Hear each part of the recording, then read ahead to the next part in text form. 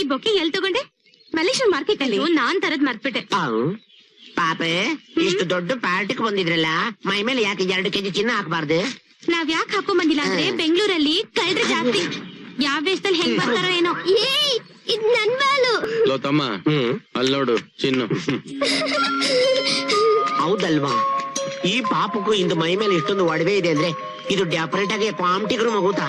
ಕಾಗೆ ಆರಿಸ್ಬಿಡು. ಏ ಪುಟ್ಟಿ, ಏನ್ ನಿನ್ ಹೆಸರು? ನಾನು ಹೇಳಲ್ಲ. ಯಾಕೆ ಚಿನ್ನು ಹೇಳಲ್ಲ?